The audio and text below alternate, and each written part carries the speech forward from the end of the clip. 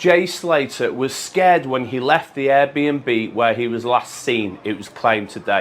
I got nightmares in my head, I fear thoughts build up until I can't. My mind fills up into a creature, and it haunts me somewhere much deeper. I got nightmares in my head, I fear. Hello and welcome to True Crime Rocket Science, the most authentic voice in true crime. 19-year-old Jay Slater went to Moscow with a man. One of those men was jailed 9 years ago for 9 years for running a sophisticated drug operation out of Wales. According to the Mail Online, Kasim said, quote, "The only comment I have to make is that Jay came to the house alive and he left the house alive." End quote. Now, I have to say, I find the language in that comment particularly troubling because Kasim is letting on that he knows or has reason to believe Jay is no longer alive. Now, ordinarily, that's a massive red flag. But given the circumstances, it actually does make sense to imagine, sadly, the likelihood is slim that Jay is still alive, that Jay is still with us almost 3 weeks later. He went on to say to the Mail Online, quote, "I let the geezer stay at mine because he had nowhere else to go. His friends had all left him. I know Jay through friends. I'm not going to bring someone back to mine if I don't know them. I'm doing the geezer a favor. Now my face is all over the news. It's a bit mental. I haven't done anything wrong." Or, hold on, he said, "I haven't even done anything." That's not entirely accurate. I don't think it's entirely accurate to say I haven't done anything given his backstory. And Kasim faced a serious sentence, almost 10 years. That's 9 years and I think 9 months in the slammer. It seems fanciful at this point to completely and entirely exclude a drug narrative. And I can almost hear many of you cheering out there, people who've been saying, you have no idea how raves work and you have no idea what a Rolex means or something like that. Although you're the same people who said he was definitely not smoking a spliff. Anyway, I do think the drug narrative is present in some shape or form around this case, and as many in the comments have been insisting, raves do tend to be about drugs. So how about we accept that they were, and further, let's accept that Rolex is a slang term for ecstasy. I checked and it is. Where does that take us? Before we get to that, if you haven't subscribed to the channel, please do. If you're enjoying this analysis, please like, share, leave a comment. You can also hit the thanks button, and let's get started. So, what now? If we accept that ecstasy, and I mean, that is what Rolexes means, right? Ecstasy. And apparently a Snapchat was sent by Jay on his way to Moscow. Well, wasn't he referring to that in that sort of coded language? So, as I say, for the sake of argument, we're going to accept that Jay took ecstasy and that his Snapchat referring to Rolex was about that and not about a watch. All right. Simultaneously, we're going to be aware of Kasim's backstory. Now, again, going back to the Mail Online, quote, "In 2015, 9 years ago, Kasim was the ringleader of a London-based crime gang who imported heroin and crack cocaine to Cardiff.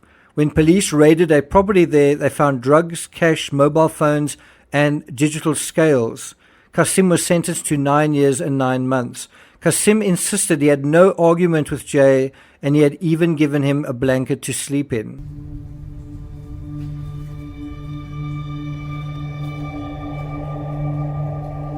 What more than that? Now, for me, the bottom line here is that fairly hard drugs are floating around in the ether here. I'm less interested in whose they were and where they came from or where they were going. I'm interested instead in one single question. If Jay took ecstasy that morning, then what? Well, for starters, one can imagine he wouldn't want the night to end, which is perhaps a euphemism for he couldn't end the night even if he wanted to. It's one of the side effects. Also, if there's any doubt that Jay was under the influence of anything above and beyond other ravers, I'm talking about based on evidence, we have footage at the event that seems to show that he was more hammered than others, and also witnesses who said the same thing, which is why he was falling on the floor. So if Jay took ecstasy, how could this impact his state of mind and also his homeostasis, which is a fancy way for how the body maintains an internal equilibrium? And the answer to that is absolutely in both areas. How could it impact his state of mind? Well, ecstasy has a great impact on impulsivity. Also, it has a great impact on internal equilibrium in terms of things like energy levels, but many other things. We'll get into those in a moment. So if Jay was high on ecstasy when he arrived at the Airbnb, or perhaps shortly after, what would be the result? For starters, he wouldn't be able to sleep even if he wanted to. And so what do we have? We have him arriving home at the end of a long evening. He arrives home at something like 6 a.m. and his companions go to sleep, but he doesn't. He can't. Isn't this why he can't? He's wired. Isn't he? Isn't he baked, bombed, buzzed, doped, drunk, flying, fried, inebriated, loaded, plastered, smashed, stewed, tanked, totaled, tripping? Isn't he? Well, if he is, and if that high is from ecstasy, what he would also feel is a strong energy high. He would have this strong sense of unnatural, long-lasting energy, a on switch that he couldn't switch off. And that might you might sort of have that sensation and feel like maybe I can walk it out of my system, which is perhaps why he walked all the way to the lookout point. And it was quite a long walk and an uphill walk as well. Also, why he went off the road, possibly he was still trying to burn that chemical out of his system by moving. There also seems to be a sense of overheating and feeling hot. I mean, there's also quite a lot of perspiring that takes place. And this could also account for him, to some extent, tossing the blanket aside, and also to some extent being happy to walk around in the early morning when it's quite cold.